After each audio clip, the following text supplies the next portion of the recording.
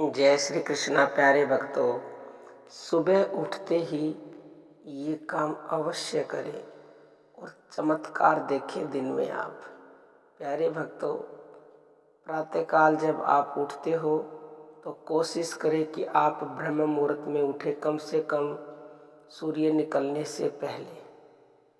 ब्रह्म मुहूर्त होता है सूर्योदय से 1.5 घंटा पहले और ब्रह्म मुहूर्त हो जाता है 3 बजे से शुरू होके और सूर्य उदय होने तक। तो जब भी आप उठें तो उठते ही आपको ये काम अवश्य करना है।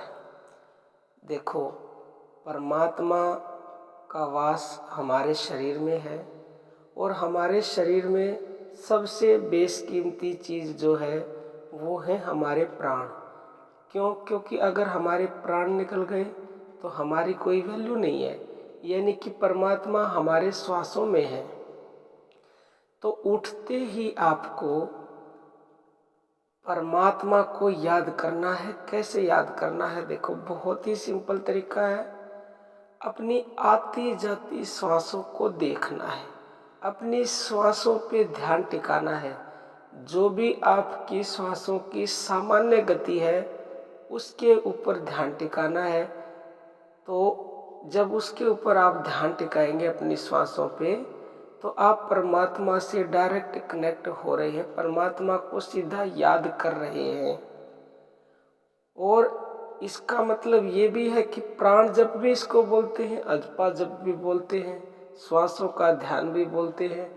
तो जब आप केवल 2 मिनट 5 मिनट जितना आपके पास समय है, आप ऐसा करके देखें। सीधा बैठ जाए, बैठ नहीं सकते जो वो सीधा लेट जाए, तो वो सीधा परमात्मा से जुड़ जाएंगे।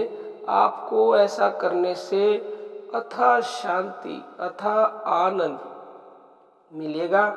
और सबसे बड़ी बात, जिस परमात्मा की वजह से हमें ये मानव तन मिला है, जिसकी वजह से हमें प्रतिदिन एक नया दिन देखने को मिलता है, जो हमारी सारी इच्छाएं पूरी कर रहा है, जिसने हम पर अहेतु की कृपा की है, उस परमात्मा को आप उठते ही याद कर रहे हैं। और वो भी जो सबसे ऊंचा जो कि साधन है, यानी कि प्राण जप जो है, यानी आप श्वासों के द्वारा परमात्मा से जुड़ रहे हैं, तो निश्चित ही आपके सारे दिन के कार्य बनेंगे।